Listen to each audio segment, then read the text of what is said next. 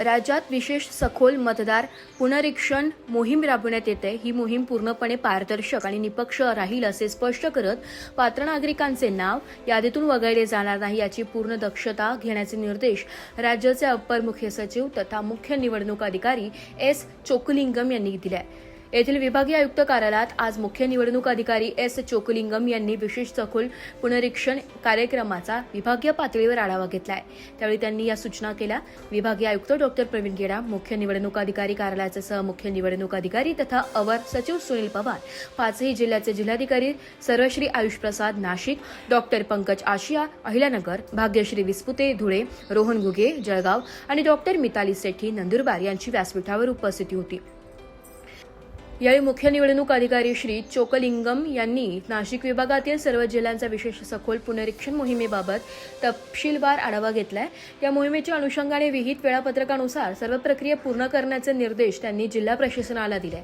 मतदार याद्या अधिक अचूक, पारदर्शक आणि अद्ययावत करणे हे या मोहिमेचे उद्दिष्ट आहे।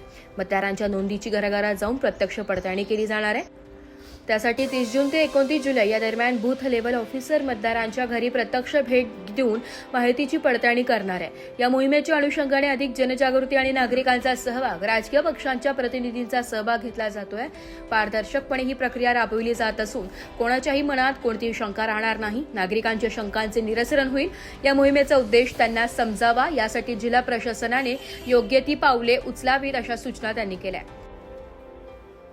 मुख्य निवडणूक अधिकारी चोकलिंगम म्हणाले की जिल्हा प्रशासनाने बीएलओ यांना या मोहिमेचे महत्त्व समजावून सांगावे। कोणताही पात्र मतदार यादीतून वगळला जाणार नाही आणि अपात्र मतदारांची नोंद यादीत असणार नाही याची दक्षता घेण्याचे निर्देश त्यांनी दिले।